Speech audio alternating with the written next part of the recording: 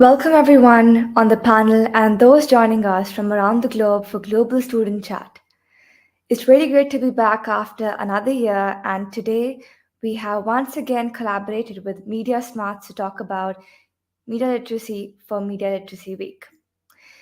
Overview for the Global Student Chat that it is a student-led chat that connects K to 12 students worldwide to discuss topics and questions related to character education, social justice, and citizenship. Global Student Chat creates opportunities for students to network with others, gain perspective, build relationships with new learning partners in a literacy rich learning environment. Moving forward, I'll also talk about, we are able to gain experience social media as a powerful platform for learning and establish a positive digital footprint. Thank you once again for joining us. And I'll call upon Samantha to give us a little introduction about the tech talk. Thank you. If you're watching us on YouTube, you may sign in with a Google account and use the chat to comment or ask a question. If you have X, formerly Twitter, follow the hashtag Global Student Chat, and hashtag Media Lit Week to read the ideas, thoughts, and questions shared by others. We'll be using the question one or answer one format. You can also participate on our Instagram account by responding to the posts. Use hashtag Global Student Chat to add your thinking and get involved in the conversation. Feel free to share your first name and where in the world you're joining from today. If you ask questions, we will bring them to the panel, and please remember that the audience for this chat is K-12, so your comments and questions should be appropriate for all ages. Thank you, Samantha. So, before we move on to our guest for today, we'd like to have a short introduction from everybody, like where are they from, which grade they are in, and which is are you joining for the first time for Global Student Chat, or how many years have you been involved? So, to kick us off, I am Namya Joshi. I'm a grade 11 student studying at Satpal Middle School in India, and this is my third year at the Global Student Chat. I'm really excited to kick us off for our first chat of this year. How about Samantha? You go next. So my name is Samantha Brown. I'm from Cardinal Carter in Ontario. This is my first actual Global Chat meeting, but I'm excited to be here. Hi, my name is Kabir. I'm also from Ontario in grade 11 at Cardinal Carter with Samantha. And it's also my first meeting, so we're both really excited to be here today.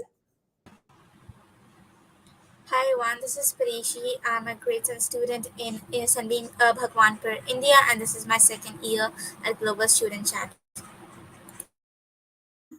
That's really amazing. So let's have our guest for the day, Mr. Matthew Johnson. So we'd love to know more about you and the work that you're doing. Thank you. So I am the Director of Education for MediaSmarts. MediaSmarts is Canada's Centre for Digital Media Literacy. We do original research about young people and digital technology, and we create resources to help parents, teachers, young people, and really everyone become more media literate, to learn about all the different aspects of digital media literacy, everything from things like dealing with representations of diversity or gender or body image online, to managing your privacy, to making effective use of search engines and verifying information, to acting ethically and dealing with things like cyberbullying, and of course, making and publishing your own media as well. So I'm responsible for really all of those educational efforts that we develop, our lesson plans, our online games, our videos, and all of the different programs that we have that help to make Canadians and people around the world as well who use our resources more media literate.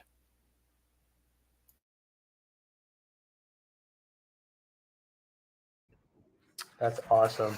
So now I'm going to quickly hover over our norms for the day. So we will have 30 minutes to discuss 3 questions. Please be mindful that this chat is open to students in K to 12. Active participation from all classes is how we learn together. All comments made during the chat should be positive and productive. We welcome diverse opinions. You may not agree with something someone said, but we ask that when challenging an idea, you respectfully disagree with the idea, not the individual person. Being respectful online includes using language that is inclusive and culturally appropriate. Thank you so much. So I guess we can kick us off with the questions for the day.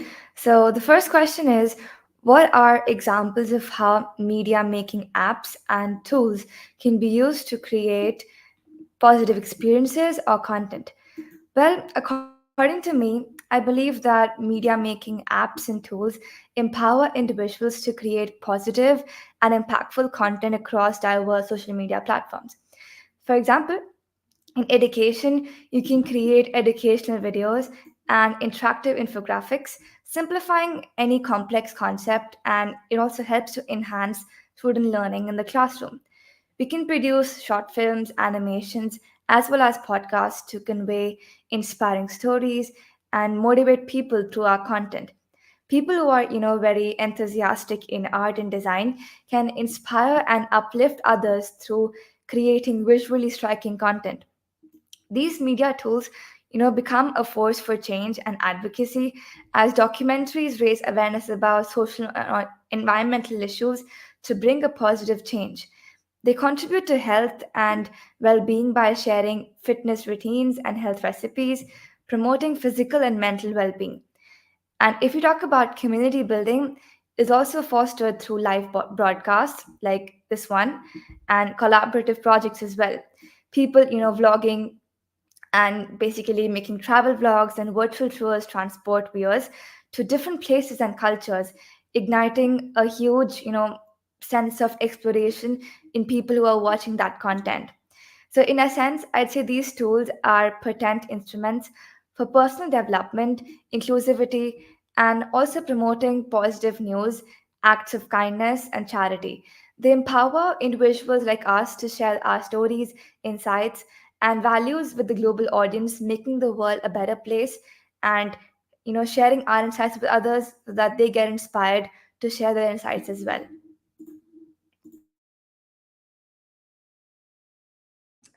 I also agree that media making apps are very useful and positive, and I really like what you said about like online tutorials. I think during COVID times that was really prevalent. We were learning things from gym to math to science, and that was really helpful. Another example of social media, I feel like although we see a lot of the negative consequences that come from social media, I think that the positives are also sometimes overlooked. On these platforms, people are able to share positive experiences such as travel videos, cooking tutorials, or like personal growth stories. And I feel like it's very important for people to see, especially those that are younger, because we're more easily influenced by these things. Yeah, no, I totally agree. I definitely see how nowadays people see social media as such a bad thing, but there's so many opportunities for good from social media. For instance, like platforms such as Instagram and TikTok, a lot of people say they spread, mindless, senseless kind of videos, which is true for some aspects, but I feel like they can spread so many experiences of smaller groups of people and individuals alone. It spreads people's creativity, talents, experiences, like so many different aspects. People use these apps to showcase their art, dance, other skills, spreading positivity and inspiration across their entire audience, which is massive amongst these platforms. Nowadays, someone can make something of themselves simply from one, TikTok video or one Instagram video, which is really, really cool. Additionally, content creators can use video editing tools like iMovie, like you said earlier, to produce educational videos for a younger audience as well, which also proves how social media platforms can be used for more than just senseless videos for entertainment purposes only. Media making apps and tools, of course, offer a wide range of possibilities, in which we can include one of the best at tech, which is education content, which was mainly used during the COVID period. Like teachers made instruction videos, interactive quizzes, and informative infographics. And then for inspiration and motivation, as mentioned by other student leads before, we can create motivational videos or podcasts or social media content that inspires or uplifts and motivates others. And then we can use it for advocacy and social change, like to make a positive change for like different topics like climate change or digital citizenship and like that. So Wow, those were great responses from everybody. That's I think people really have hit the nail on the head. And I have to add too, I think it's amazing that media making apps and tools and ways of sharing media, like social networks and like video sites like YouTube, they really give an opportunity for people whose voices were not heard in the past to share their own experiences and their own viewpoints. Um, for a long time, people from marginalized communities, people who were not from maybe the dominant culture, or even younger people as well, did not have a chance to make themselves express. They didn't have a chance to see themselves and their own experiences on screen.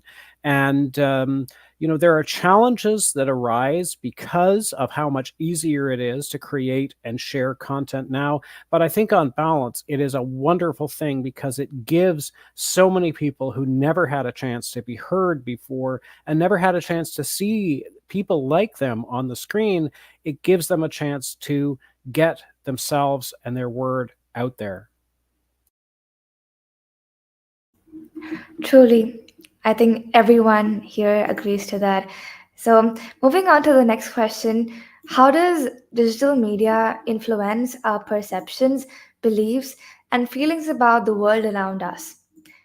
I think it has dual impacts because it expands information access and it can basically challenge established views, but also overwhelms and basically makes us more stressful and basically builds up anxiety as well.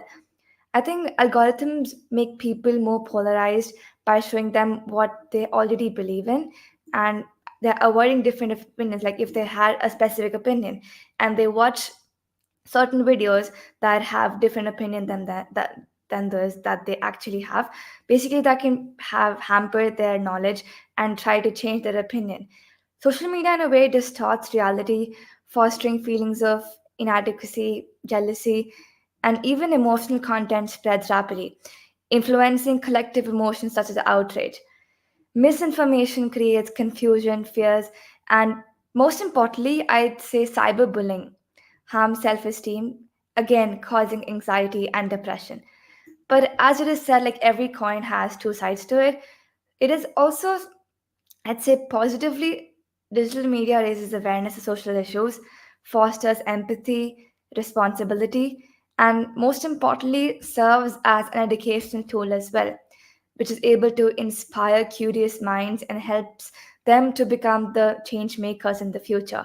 And if we can recognize this dynamic, it supports, a more mindful and responsible approach of digital media, having a both positive and negative impact, but we must know how to use tech for good so that, when we'll have the mindset of basically using tech for good, we'll be able to share those insights with others as well so that we can have a specific perspective that even though it may have negative side to it, but we don't have to incline towards that path. Our path has to be how we can use such amazing tools to create good content for people, and when people will watch that good content, it again gives them the insight as well to create and learn from that content. Yeah, no, I totally agree, Namia. I think that as much as digital media can be, influencing fake news, it can also be like influencing. Yeah, it can also be influencing positive news and keeping people updated about the world around us. It allows more people to be well educated about current events through news outlets like social media, online communities, television news. We're exposed to a wide range of information and different perspectives, so this constant exposure can shape our views and attitudes, often reinforcing our pre-existing beliefs or introducing entirely new ideas that can help us, understand other people's opinions more. It's important to critically evaluate these sources, however, because sometimes they can have potential biases or strong opinions that are really forced in, or fake news even that can affect our opinions of the world in a negative way or in a false way. So we have to be really careful about the news that we're looking at to see that it's real and valid opinions. But we also have to listen to this digital news because it gives us a wide range of information that lets us be knowledgeable about other people's experiences as well. I completely agree. And also, Namia, you mentioned cyberbullying, and I completely agree with that. I feel like there's a lot of stereotypical articles out there that can affect someone's beliefs or religion or ethnicity. It can also lead to feelings of hurt, anger, and sadness. I think you mentioned that. As well, I also realize like the more you watch something on whatever platform you're on, and the more you interact with it, the more this topic will show up on your feed. So I feel like digital media can strengthen pre-existing beliefs by providing a constant stream of information that confirms what we already think. As well, false information can mislead people, especially children.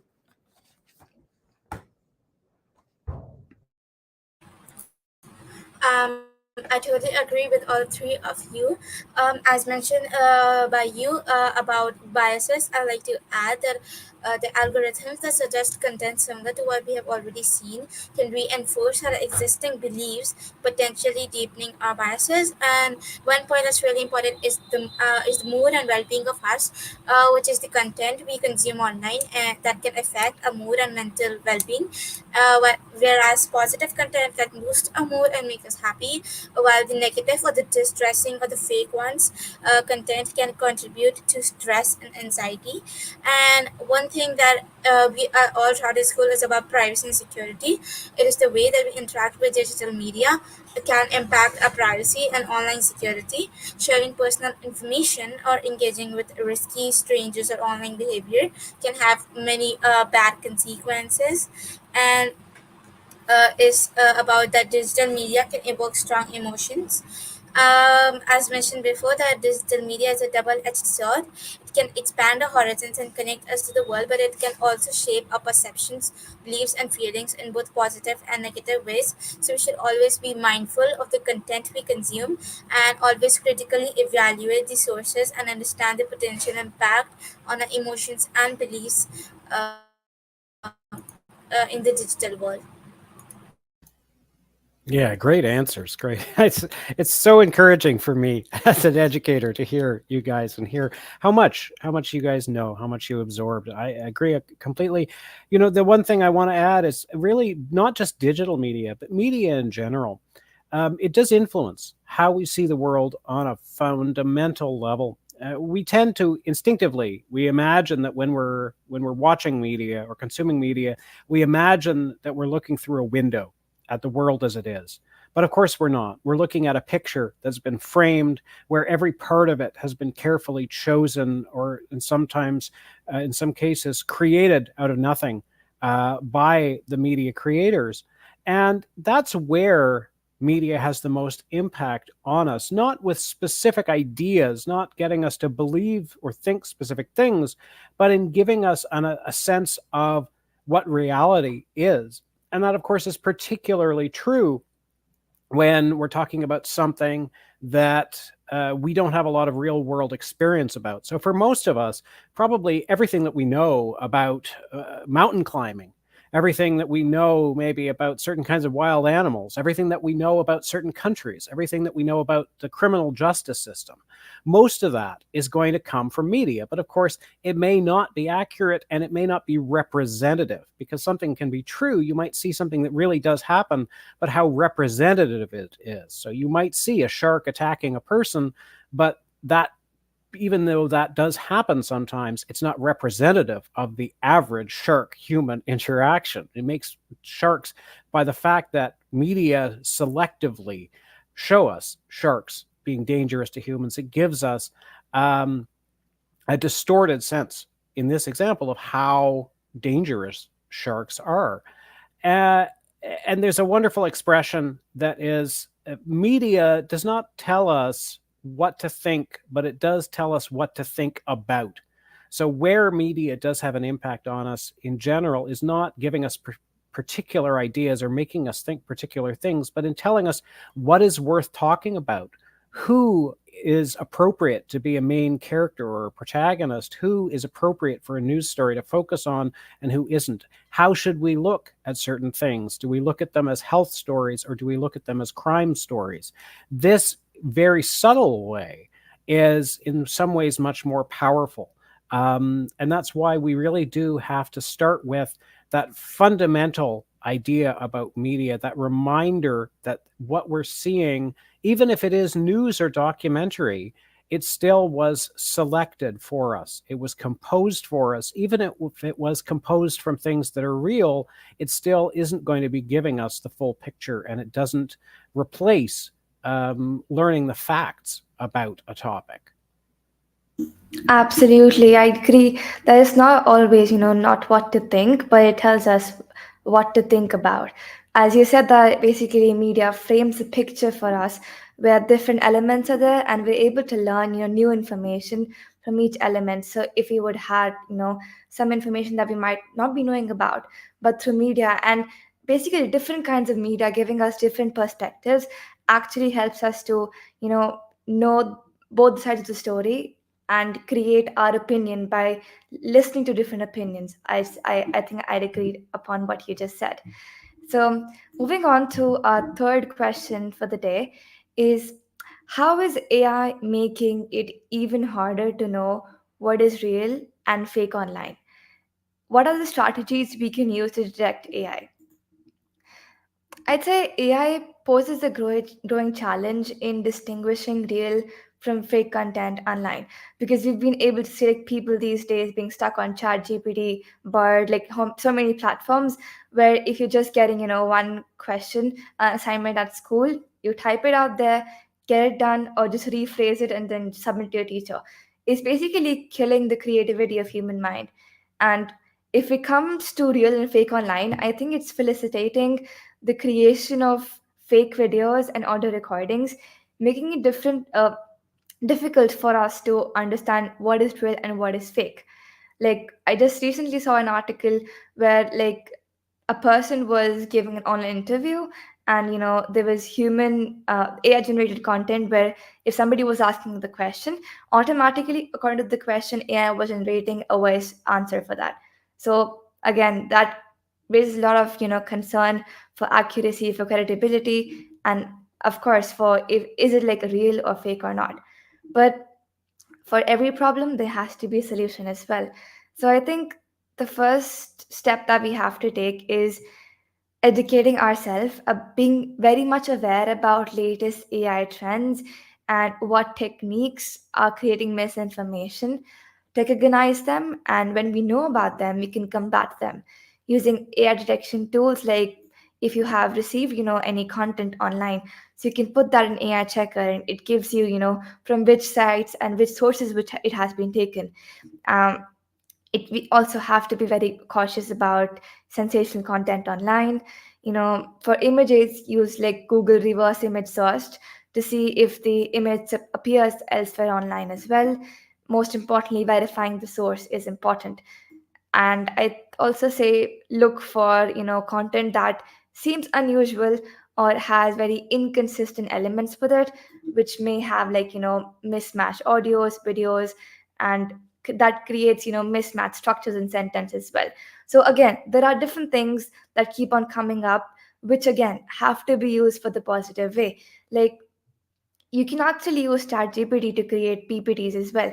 So the most important thing is that you're not using AI to do your entire work, but you're using AI to make your work easier. But the creativity and the extra mile is what we humans have to take. And just to work hard, not to work smart. Sorry, to work smart and not to work hard is where we can use AI. But most importantly, we have to put our efforts to stand out of the box and create something better.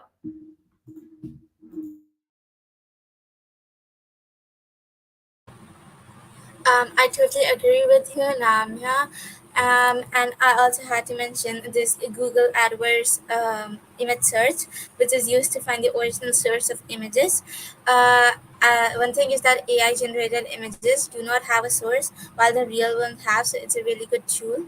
One thing is deepfake, which you all have must heard of. This is an AI that can generate hyper realistic videos and images, which can make it difficult and hard for us to differentiate the fake image and the real one. So deepfake technology can also manipulate faces and different voices of people. So it's really bad too these days. And one AI um, problem that we had is that I was doing an immuine, and then it was found that in the committee background guide, the chair used AI to write content for him, so he was removed as a chair. So AI checker tools are there are more AI checker tools than AI tools, because it's hard for us to differentiate between an AI one and the real one. So you should always verify the source of information, because AI can also put reliable news outlets or websites or official channels are more likely to provide accurate information other than AI. And you should always cross-reference information and fact-checks the organizations to compare information from multiple sources to verify if its accuracy. And if multiple trusted sources corroborate a claim, it's more likely to be true. And of course, you have to stay informed and keep up with the latest AI and technology advancements. You should always understand what AI can and can't do, will help us better assess online content. So, as AI continues to advance, it's essential for us to be vigilant and proactive in verifying the authenticity of online content. I completely agree. I think AI is making it increasingly challenging to tell what is real and fake. For example, I saw a news article, I think a few weeks ago, where this mother got a call, and it was like a voice of a man saying, I have your daughter.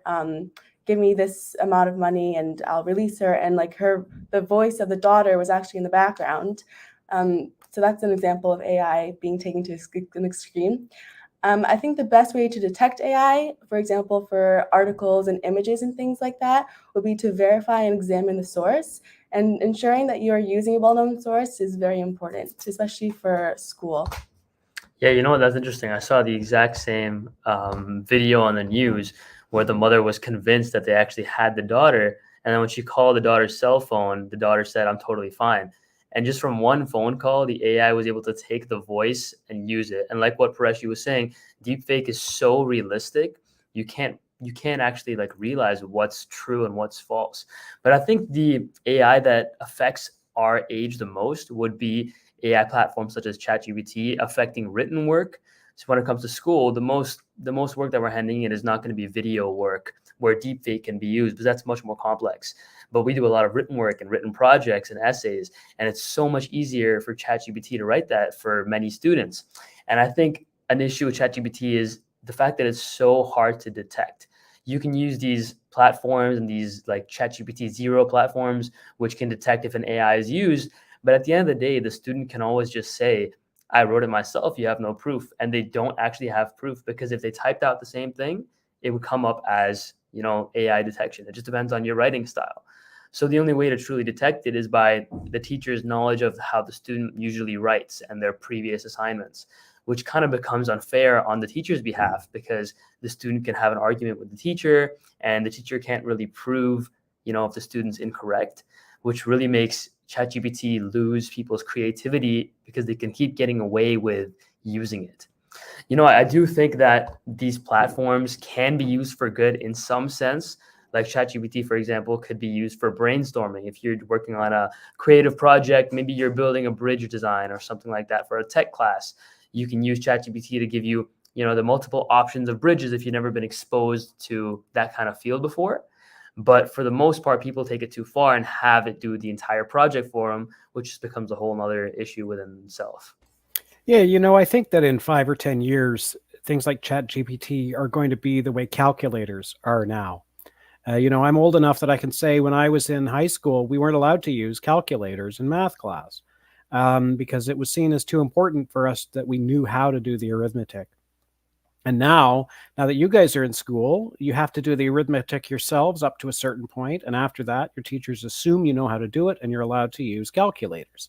Or maybe there are some tests or some assignments where you're allowed to use calculators and others where you aren't. And I think that's where we're going to get over time with ChatGPT, where there are going to be times where, like brainstorming is a great example, where you're allowed to use it so long as you're open about the fact that you're using it.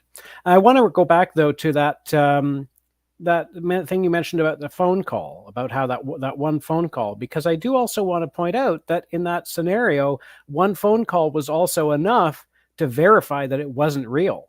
All this person had to do was phone her actual daughter and find out that it wasn't real. And that shows us that AI and deepfakes aren't necessarily making it more difficult to verify things, because really since the beginning of the web, we've needed to verify things not by looking closely at them, but by doing lateral reading, by using fact checkers, by finding the source. I've heard some great examples using reverse image search, by going to sources that you know are reliable, like legitimate news sources. And these are still the strategies that we use now that AI is complicating things. And I think the presence of AI is really just making it more obvious that these are the strategies that work, not looking closely and trying to judge for yourself whether something is real or fake. Truly. I think you summed it all up for all what we all said. So we just have one more question. That is media becoming more accessible to all? In what ways and why is this important? I'd say yes, it is becoming more accessible to us in different ways, because this trend has been, very much recent. Like since the COVID time, we've basically seen people being stuck on media. But even like our classes were online. So I think one of the best thing would be digital technology, with which basically we can send anything to anybody online, and have voice calls, video calls, streaming devices like YouTube for creating content, or like Spotify for listening audios to music, Netflix for watching different things and different content like documentaries. And I think the best thing would be social media, where people can have access to different information, connect with people, have cultural connections, CC accessibility features, immersive readers, and also I think open source content as well. So there are different kinds of things that keep on coming every day. But it is important because I think one of the most viable thing would be inclusivity, because with media, people like around different cultures having different opinions can participate in different activities online.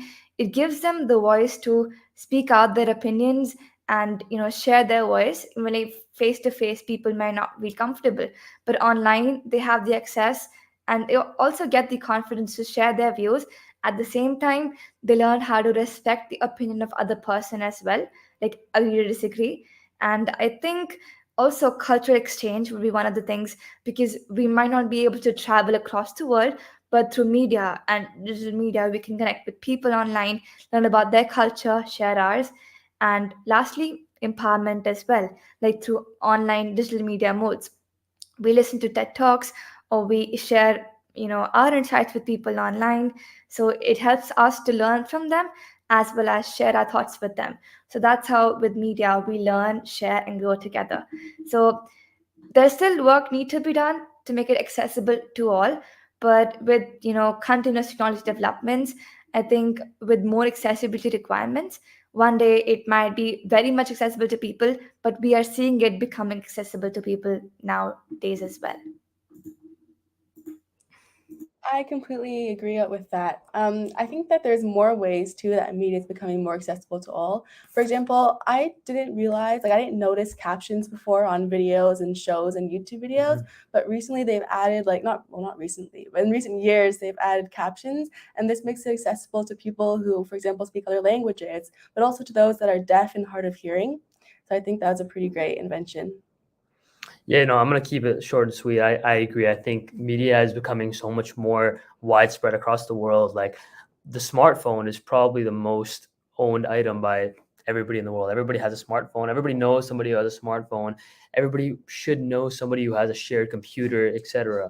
So there's always, or at least for the most part, there's a way to access media. And within that media, people are becoming way more inclusive. Like she said, there's captions on movies, captions on shows. There's braille on all instruments. There's a lot of different ways to target all audiences, and I feel like social media is spreading those ways across the world. I really agree with all of you on your views on this question, and of course, the language translation as well, where the subtitle and translation options can make the content understandable to a global audience who don't speak the language. And affordability as well of the content, because the accessibility to educational content can enhance learning opportunities, making knowledge more accessible to undeserved communities, and of course diverse voices and global reach, the two motto we always keep in our mind, which is the accessible media platforms which allow diverse voices and perspectives to be heard, reducing the dominance of traditional media gatekeepers. And overall, the increased accessibility of media promotes a more equitable, informed, and interconnected world where everyone has the opportunity to participate in the cultural, educational, and information aspects of our global society. And I just want to add one thing to that, to these great answers, and that is to make sure people know that the reason why we have, for instance, captions now on streaming services, in a lot of cases, it's because people fought for it. Sometimes it's because people sued for it. Some of the streaming platforms, I'm not going to name any names, but they fought really hard to not have to have captions. And the fact that they are all offering closed captions now and other accessibility features, in a lot of cases, it's because people fought for them.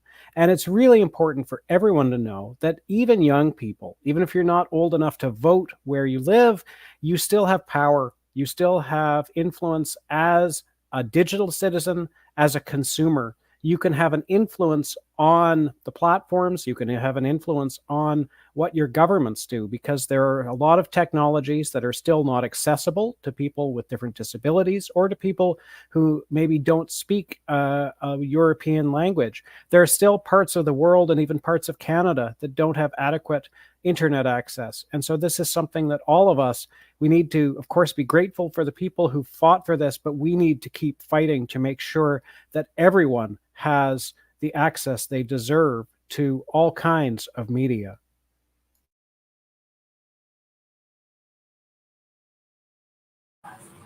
I agree with all of you, and everyone had such beautiful and powerful points. So, I'd just like to conclude on one note that the increasing accessibility of media through digital platforms and inclusivity features is pivotal in promoting diversity, inclusivity, and democratizing information sharing. But we should always verify and check, and we should always be updated with the use of AI and technology these days. So thank you so much once again to everyone joining us today, and one special thanks to our guest experts, Matthew Johnson.